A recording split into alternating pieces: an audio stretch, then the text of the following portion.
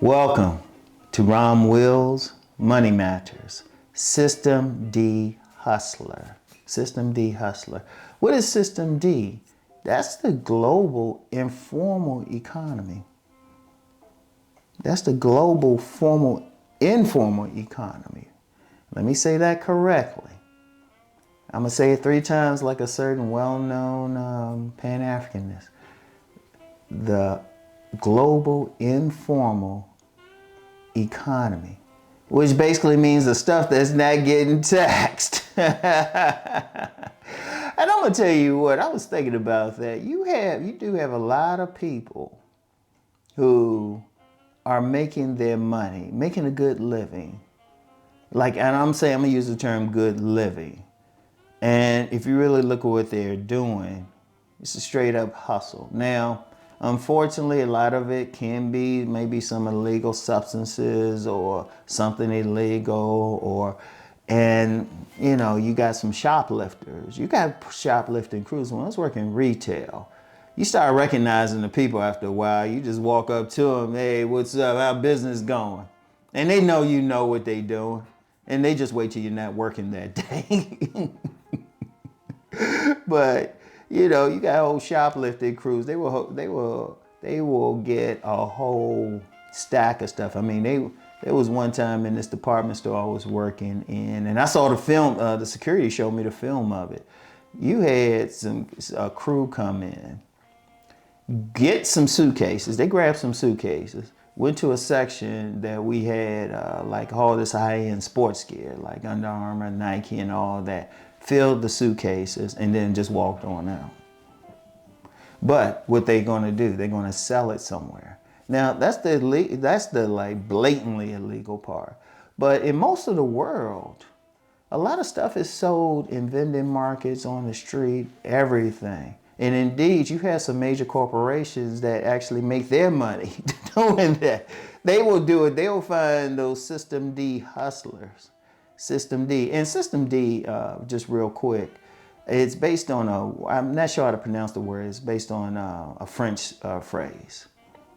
But it's big though. I mean, it could be, but it's just whatever's informal. Like, I'll give you an example. Like during the summer, it starts getting warm out.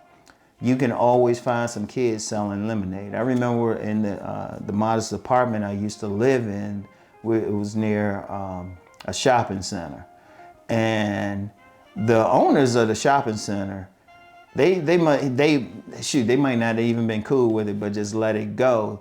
I remember a little girl set up a table in the parking lot. She set up a table in the parking lot and was selling lemonade. And a lot of people, when they see stuff like that, they'll support them. They'll support them. Or you driving through neighborhoods and you see someone with a lemonade stand. They don't pay taxes on it. That's technically System D. Now, that System D hustler is interesting because you have a lot of people out there who are making money, but they're probably not paying taxes on it. Now, that's a big issue. Or, and the government knows it. The government knows it, but, they go after the big boys. But it's not even so much about doing something illegal, but just the mindset of someone living like that. Okay, they probably don't have a store because, if you get a storefront, you're going to pay taxes. But maybe they're doing stuff on the side. You got, there's a lot of vendors out there, street vendors. When I was in New York back in April for the Game Kings 2 seminar, I was driving, I think it was Canal Street in Manhattan. And I was seeing vendors, they didn't even have tables. They didn't even have tables. They had stuff right out on the sidewalk, and it was so crowded. I'm quite sure a whole lot of them didn't have licenses.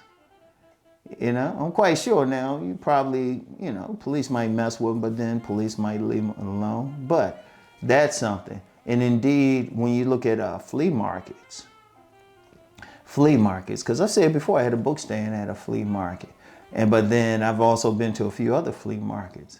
You can actually set up, unless they change something. I haven't been to one in, sold stuff at one in well over a decade. So unless they change something, they'll let you set up without a license if you're just selling something quickly,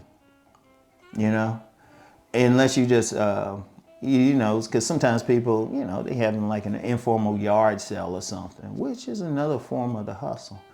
But they'll let you set up without a license. Now, if you keep coming back, then they'll say license. But that's an example. Or then you definitely have, I'll say, sex hustlers. You know, they might make their money, but, you know, it's not official.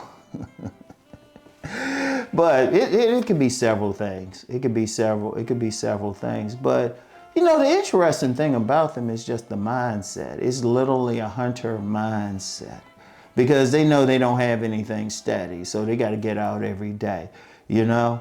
And, you know, like I said, sometimes people look the other way, like you get kids. Like, I remember in the neighborhood I used to live in, had this young guy, and he probably got a major business now, but he had a grass cutting business. He would hit the whole neighborhood up, and he was only charging $20. Say, oh, it's just $20, but 5 yards, that's 100.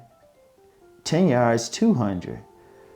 And, you know, if you know how to cut a grass pretty quickly, you can do a lot in a day. And then maybe have a crew, you can make a whole lot.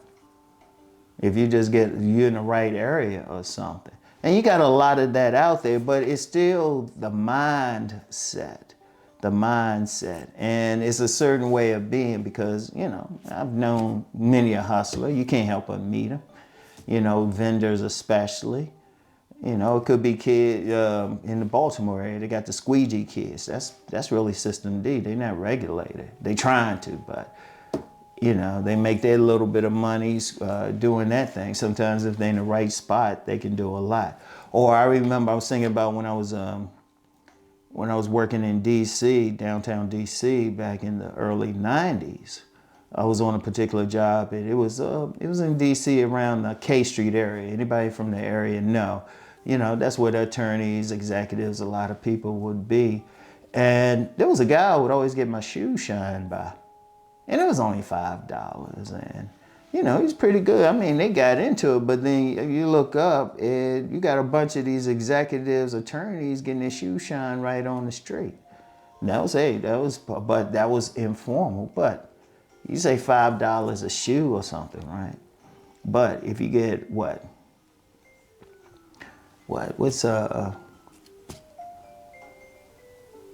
like 20 shoes or something, $100. You know? It's like, okay, Rom's gonna be weird with the math. Oh man. Yeah, 20 shoes. Math is, for somebody who talks about money, math ain't my forte. I can count money, that's it though. But you can make some money, do something. But it's not like I'm really encouraging doing anything illegal, but it's really looking at the mindset, because they really are hunters. They really are hunters. They realize, hey, I gotta do this. I gotta make my money. Shit, you can call panhandlers. There's been many accounts of panhandlers living very well otherwise. Yeah, they might get 200 or 300 a day, which is a lot, and then go into some suburban home. But that's the thing. And in fact, we got some in the area, because you have some people, their hustle is have a baby in a carriage right there and say, oh, I need money, God bless, and all of that. Police kind of cracking down on that one. So now they taking to selling flowers on the side of the road. But System D. But it's all the mindset of getting their money. Now, I don't encourage anything illegal, but that same mindset, if you put it towards legal uses, get the proper licenses, it'll keep you in business, because you're thinking about survival and everything.